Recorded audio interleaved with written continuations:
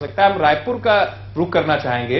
रायपुर में देवेंद्र के साथ बीजेपी नेता मौजूद हैं, प्रवक्ता है बीजेपी के। देवेंद्र, जल्दी से इनसे जरा समझिए कि जो सर्वे में स्थिति आई है वो सिटिंग एमएलए को लेकर नाराजगी ज्यादा दिखाई दी है। तो बीजेपी में जो सिटिंग एमएलए हैं उनको लेकर भी लोगों की नाराजगी उनके इलाके में दिखाई दी। प्रतिशत का बहुत ज्यादा अंतर नहीं था, लेकिन नाराजगी सिटिंग एमएलए को लेकर है। जी हाँ, बिल्कुल। हमें देखिए, जिस तरह से बीजेपी ने सर्वे भी कराया था उसके आधार पर काफी विधायकों की परफॉर्मेंस खराब पाई गई थी और उसके बाद 13 विधायकों की बीजेपी ने टिकट काटी है।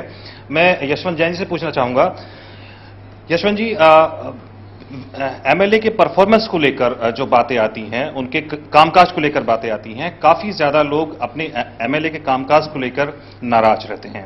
क्या कारण है? देखिए, सबके काम करने का अपना अपना ढंग होता है, तरीका होता है।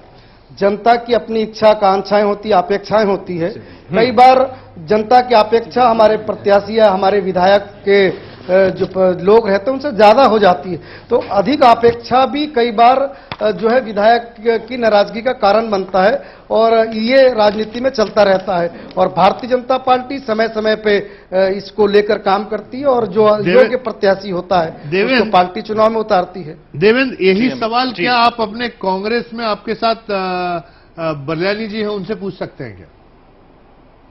उनकी पार्टी में भी तो यही हाल है। उनके पार्टी के भी जो वर्तमान विधायक हैं उनसे लोग नाराज हैं।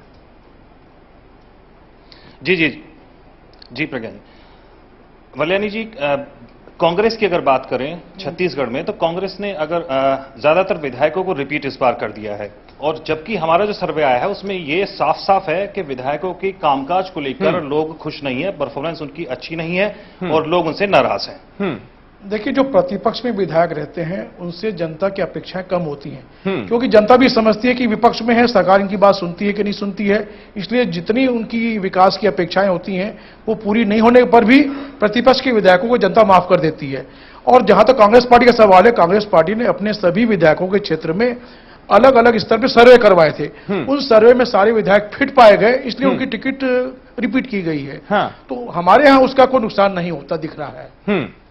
लेकिन चिंता के तौर पर ये चीजें आ सकती हैं कांग्रेस के सामने भी, क्योंकि एक बड़ा जो एक फैक्टर हम देख रहे थे और जो सर्वे में चीज निकलकर सामने आई उसमें एक बड़ा पहलू ये भी आया कि लोग क्षेत्रीय विधायक के कामकाज से ज्यादा संतुष्ट दिखाई दिए। एक बार फिर से हम इसी बात को कहना चाहेंगे कि प्रतिशत जरूर कम था, लेकिन लोग जो हैं वो ओवरऑल पूरे तौर पर क्षेत्रीय विधायक जहां जिस इलाके के, क्योंकि सर्वे के बीच की स्थिति हम आपको लगातार बता दें कि 19,200 लोगों का सैंपल का आधार सर्वे का और 90 विधानसभा सीटों का पूरा सर्वे, जिसके आधार पर हम तस्वीर आपको पेश कर रहे हैं।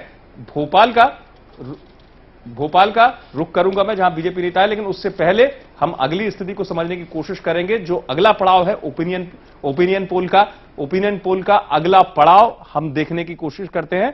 और बड़ा सवाल अब सामने आपके आ रहा है, जरा ध्यान से देखिएगा, जरा बहुत बेहतर तरीके से इस चीज को समझिएगा, क्योंकि अब ओपिनियन पोल जो है वो इस पड़ाव पर पहुंच चुका है कि रमन सरकार को लेकर लोग क्या राय रखते हैं। क्या रमन सरकार को मौका दिया जाना चाहिए? इस स्थिति को हम समझने की कोशिश करेंगे। ये देखते हैं हम, क्या रमन सरकार को एक और मौका मिलना चाहिए?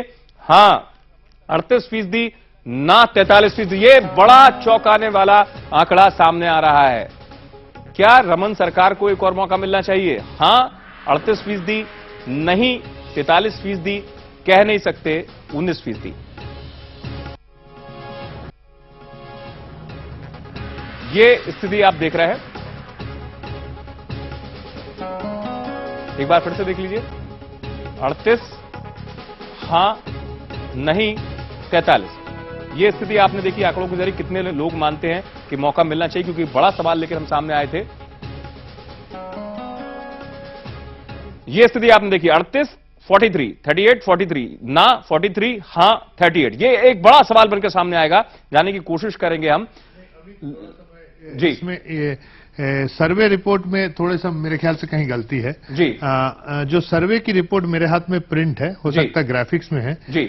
हाँ है 43%, चलिए, और ना है 38%। जी चलिए, अब इस पड़ाव पर हम पहुंच गए। चलिए इसको हम उठाएंगे कि ये भी एक मार्जिन जो है वो कितना बड़ा कारक हो सकता है, क्योंकि बहुत बड़ा मार्जिन नहीं, हालांकि वोट शेयरिंग के मामले में पिछली बार की तुलना करें परसेंटेज में बहुत ज्यादा अंतर नहीं था। लेकिन जल्दी से मैं रुक कर लूं, हमारे साथ मेहमान अभी जुड़े हैं, दीपक विजयवर्गीय हैं, बीजेपी के मध्य प्रदेश के प्रवक्ता हैं।